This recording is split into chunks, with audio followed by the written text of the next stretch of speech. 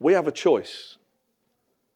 Will we live by the Spirit, having our gaze captured by Christ and choosing to keep our gaze there and fanning those white-hot affections in our heart with the promises and the person of God, because the two things are intrinsically linked, you can't separate them.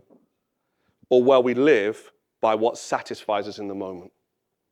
Friends, that's the way we used to be before we knew Jesus. Why would we want to go back? But we do.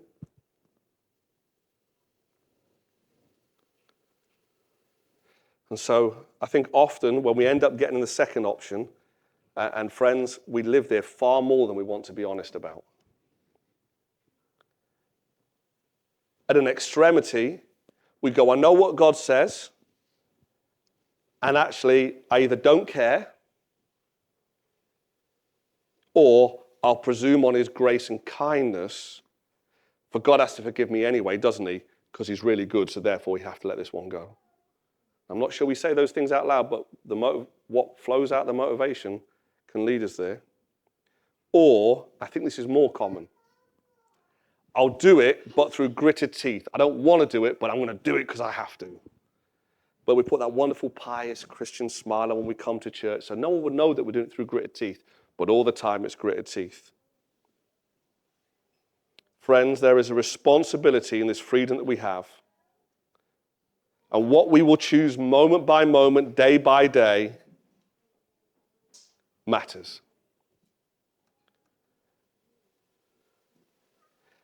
And your freedom that Christ has brought, verses 1 to 4 tell us how, and now we're in that midsection, means you have to act. You can't be neuter about this. There's no sitting here and sitting on the fence or trying to keep both sides happy. You're going to have to act, and you will act by default. You'll either act towards God or away from him, but you will act. That's what Paul's saying, flesh or spirit. Friends, this is war. This is not something that you're going to get right by sheer happenstance. You are going to need to choose to make an active, participatory decision regularly, moment by moment often. You're going to need to choose. Your gaze is going to have to be determinative. And your gaze will either be lifted upon Christ or curved in on yourself. Your mind needs to be determinative. God's truth or true to yourself. You can't have both.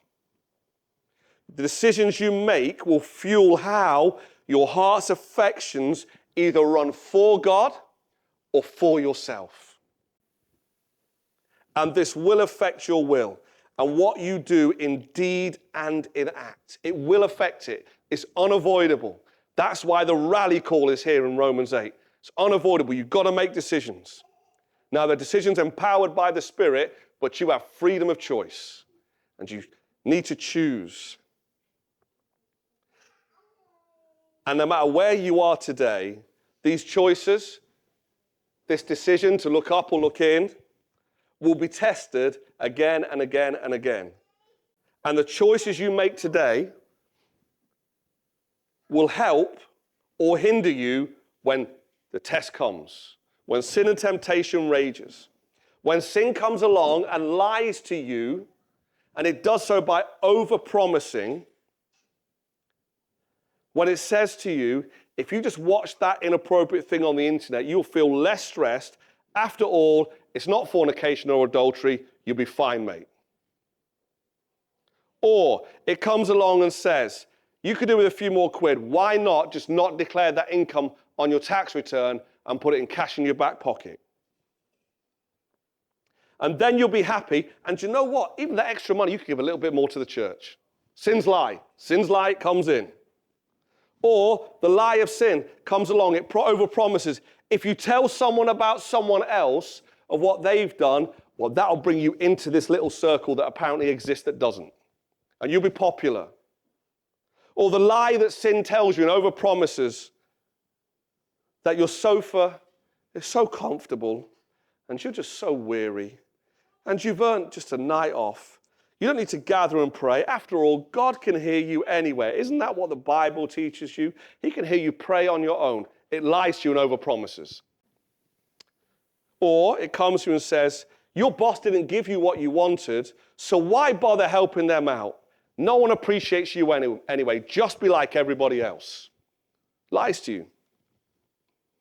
Or it comes and lies that you don't need to be generous to other people or the work of God or anything. After all, the money you've got is your blood, sweat, and tears. You earned it. Why should you share it? Sin lies. Comes and lies to us.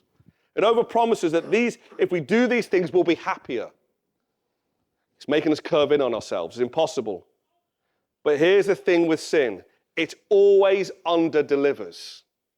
It overpromises and underdelivers. You never, ever feel better. You always feel worse than before, and it might not be immediate, but it will come. But that is not even the reason you should not give in to sin's lies, because it overpromises and underdelivers, though it's true. For if that's the reason, you're curving back in yourself and thinking, what's the benefit to me long term? Sin tempts us in the flesh to take our gaze from the all-satisfying beauty of God onto ourselves. It tempts us. It is a lie. Friends, God has something greater in store for you than the fleeting pleasures of sin. The pleasures of sin that happen because of unbelief in God's promises, his character, his nature. For this is what the book of Hebrews, without preaching a sermon 10 weeks in advance, says, that Moses, though offered all the treasures of Egypt, chose to run from those fleeting pleasures of sin to pursue God. Well, it says pursue Jesus, what it says, and we're going to think about that in Hebrews. The greatest treasure. For God has something so greater in store than the fleeting pleasures of sin this morning, my friends. Greater than instant gratification of the flesh, and I put it in those terms because there's children in the room and we're all adults. Greater than a few moments or a few more pound notes in your back pocket. Greater than the moments of being accepted by one or two people like we're back in the playground. Greater than the feel of the sofa on your backside and the box set in front of your eyes that you're going to numb your mind with for the next 6 hours. Greater than being appreciated in everything. God gives you something great in those fleeting pleasures, and they will give you a pleasure for a moment. They will. But the long-term reality is they won't. He gives you everything. What's God given me? There's everything. He's given you himself.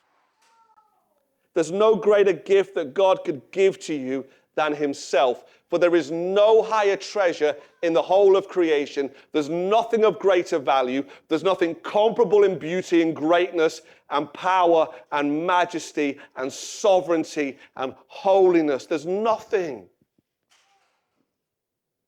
The psalmist saw this. One thing I ask of you, one thing I desire, is to gaze upon your beauty all the days of my life. Hang on, this man's rich and has the wealth at his feet and kingdoms bowing down and ladies throwing themselves at him. No, one thing I ask is to gaze upon your beauty, to contemplate you all the days of my life. And so God gives you himself, and in himself, he gives you what he knows is best for you. For he created you to find pleasure, happiness in him alone, to be satisfied in him. And he knows best. And him knowing best means he knows what you need, and he knows everything in every season of life, the manner to which he gives you or does not give you things, the manner and the timing of everything is perfect. Things in this season, he gives us as his wisdom sees fit, no matter what that is, friends. The good, the bad, the ugly. His wisdom, his sovereignty has permitted it. Everything. Nothing outside the scope of his control. For worship He's given us everything. He's given him himself so we may worship him for his sovereignty, for his beauty, for his supremacy, for his wisdom, for his love and care. And when it gets tough, that is much harder than it just sounds there. When life gets tough, when everything gets hard, we have to lift our gaze and say, God, I might not understand your hand, but I'm going to trust your heart. I'm going to trust in your character and nature, for you have never failed.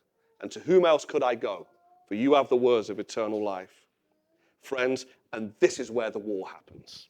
Well, thank you for taking the time to watch this video. We hope that this sermon has helped fuel your love for Christ.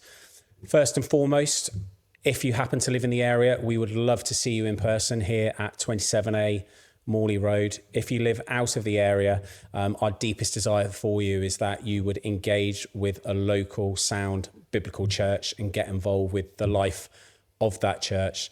Just a little bit more just about what we do here, just in Pokesdown. We have children's activities which happen both during the service and before the service. So if you are local and you have a child, please do join us from 10:15 as the children start their own journey with us on a Sunday. But whether you live near or far, if you feel led to donate into the life of the church, we would consider it a blessing. Please donate here.